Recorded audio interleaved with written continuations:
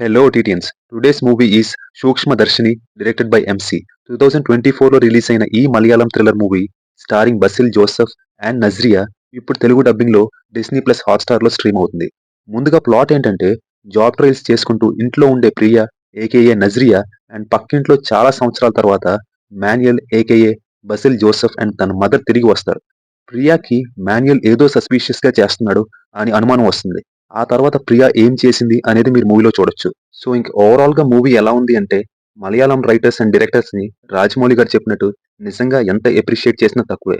మనం వందల కోట్లు బడ్జెట్లు పెట్టి పాన్ ఇండియా మోజ్ లో భారీ మీడియోకర్ రొట్ట సినిమాలు తీస్తుంటే వాళ్ళు మాత్రం సింపుల్ పాయింట్ స్ట్రాంగ్ రైటింగ్ తో ఇలాంటి జెమ్స్ ని ప్రొడ్యూస్ చేస్తున్నారు. నాకైతే బాగా నచ్చింది గైస్. మీ ఇమ్మీడియట్ వాచ్ లిస్ట్ లో పెట్టుకోండి. మూవీ గురించి మరీ ఇన్ డెప్త్ ఏం డిస్కస్ చేయను.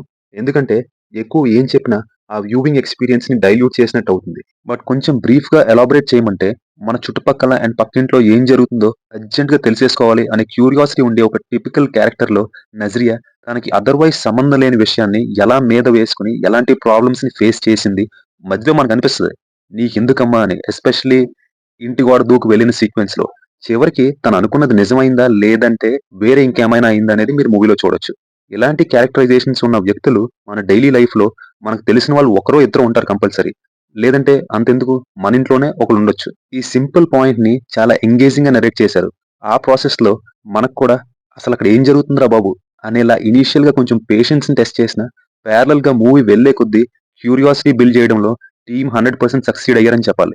అండ్ అంత ఇన్వెస్ట్ చేసి చూడడం is totally worth your time అనేలా ఆ ట్విస్ట్ కూడా మైండ్ బ్లోయింగ్ గా ఉంటుంది. యాక్చువల్ రీజన్ మనం ఆల్రెడీ చాలా మూవీస్లలో చూసేసాం, వెబ్ సిరీస్ లో కూడా చూసాం. బట్ ఇక్కడ ట్విస్ట్ దాన్ని through out the movie hide చేసి రివీల్ చేయడమే మేజర్ హైలైట్. ఇంకా మనకి మధ్యలో వచ్చే కొన్ని డౌట్స్ కి కూడా లాస్ట్ లో ప్రాపర్ గా కన్క్లూషన్ ఇస్తారు. అవి మనల్ని డీవియేట్ చేయడానికి క్రియేట్ చేసిన డౌట్సే. బట్ స్టిల్ క్లోజర్ ఇచ్చుకుంటూ వచ్చారు.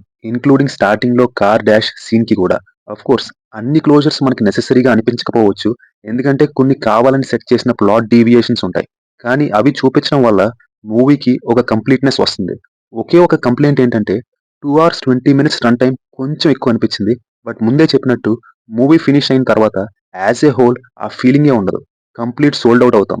మంచి సాటిస్ఫాక్షన్ ఫీల్ అవుతాం. ఆర్టిస్ట్ పర్ఫార్మెన్సెస్ కి వస్తే నజ్రియా గారు మలయాళంలో 4 years గ్యాప్ తర్వాత ఈ మూవీతో మళ్ళీ సాలిడ్ రీఎంట్రీ ఇచ్చారు. వేరే వాళ్ళ లైఫ్ లో ఏం జరుగుతుంది తెలుసుకోవాలనే క్యూరియస్ క్యారెక్టర్ లో ఆమె పర్ఫెక్ట్ ఫిట్ అని చెప్పాలి. She nailed it. అండ్ ఇప్పుడు మలయాళంలో రెడ్ హాట్ ఫామ్ లో ఉన్న బసిల్ జోసెఫ్ గారు యాజ్ యూజువల్ గా గ్రే షేడ్స్ ఉన్న మాన్యుయల్ క్యారెక్టర్ ని సూపర్బ్ గా పర్ఫామ్ చేశారు. బీజిఎం మేజర్ సీన్స్ లో పర్వాలేదు, ఇంకా బెటర్ ఉండొచ్చు అనిపించింది. That's it guys. వెళ్లే ముందు ఇచ్చట ఓటీటీ రివ్యూస్ మాత్రమే ఇవ్వబడును. సో అఖిల భారత ఓటీటీ సభ్యులందరూ సబ్స్క్రైబ్ చేసుకోవాల్సిందిగా మనవి.